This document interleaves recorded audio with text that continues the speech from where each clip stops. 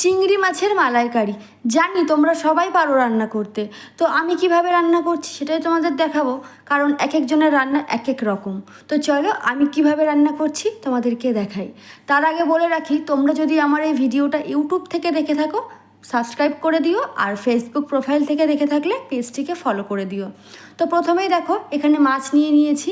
আর হ্যাঁ, এই সব মাছগুলো কিন্তু আমি রান্না করব না, যে মাছগুলো রান্না করব সেগুলো আমি ভালো করে পরিষ্কার করে নিয়েছি। দিয়ে দেখো এখানে সমস্ত কিছু রেডি করে নিয়েছি রান্নায় আমার যা যা লাগবে।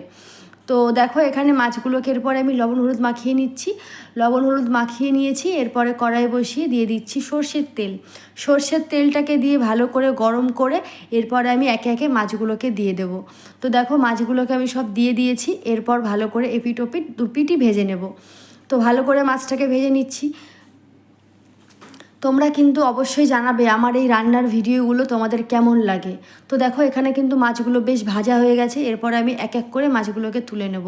তো দেখো মাছ ভাজাগুলো আমি তুলে নিয়েছি, এরপরে মাছ ভাজার তেলে আমি দিয়ে দিয়েছি গোটা গরম মশলা আর দিয়েছি তেজপাতা। তেজপাতা ফোড়ন দিয়ে এরপরে আমি দিয়ে দিলাম কেটে রাখা পেঁয়াজটা। পেঁয়াজটাকে দিয়ে একটু ভালো করে ভেজে নিচ্ছি।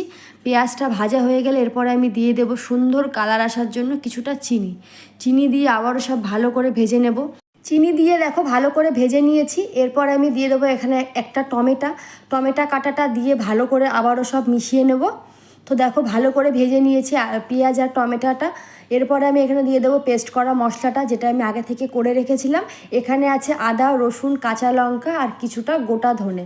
সেই পেস্ট মশলাটাকে দিয়ে ভালো করে মিশিয়ে এরপরে আমি দিয়ে দেবো রেগুলার যে মশলাগুলো থাকে। এখানে আছে লবণ, হলুদ, কাশ্মীরি লঙ্কার গুঁড়ো আর দিয়েছি কিছুটা জিরে গুঁড়ো। দিয়ে ভালো করে মশলাটাকে কষিয়ে নিচ্ছি। দেখো মশলা থেকে কিন্তু তেল ছেড়ে আসছে। যতক্ষণ না ভালোভাবে তেল ছাড়ছে ততক্ষণ কিন্তু কষিয়ে নেব। মশলাটা কষাতে কষাতে দেখো এদিকে আমি নারকেলটাও পেস্ট করে নিচ্ছি। যেহেতু চিংড়ি মাছের মালাইকারি নারকেলটা কিন্তু মাস্ট লাগবেই। তো দেখো এদিকে কিন্তু মশলাটা কিন্তু ভালো মতো কষা হয়ে গেছে, তোমরা দেখতেই পাচ্ছ মশলা থেকে তেল ছেড়ে দিয়েছে। এরপর আমি দিয়ে দেবো এখানে নারকেলের দুধটা দিয়ে কিন্তু বেশি কষানো যাবে না। আমি 3 থেকে 4 মিনিট কষিয়ে নিয়েছি। তো ভালো করে কষিয়ে নিয়েছি, এরপরে দেখো তেলও ছেড়ে এসছে। এরপর আমি অ্যাড করে দেবো এখানে গরম জল, পরিমাণ মতো গরম জল অ্যাড করে দেবো। তোমরা এমনভাবে বাড়িতে ট্রাই করে দেখতে পারো, খুবই সুন্দর হয় খেতে। তো দেখো এখানে পরিমাণ মতো জল দিয়ে আমি ভালো করে মিশিয়ে নিয়েছি। এরপরে দেখো ঝোল ফুটে আসলে এখানে দিয়ে দেবো ভেজে রাখা চিংড়ি মাছগুলোকে দিয়ে আবার ঢাকা চাপা দিয়ে দেবো যাতে সুন্দরভাবে সিদ্ধ হয়ে যায়। তো দেখো এখানে মাছগুলো কিন্তু খুব সুন্দরভাবে সিদ্ধ হয়ে গেছে। তোমরা এমনভাবে বাড়িতে ট্রাই করে দেখতে পারো, আশা করি তোমাদের ভালো লাগবে। তো আমার এই রান্নার ভিডিওগুলো তোমাদের কেমন লাগে অবশ্যই কিন্তু জানাবে।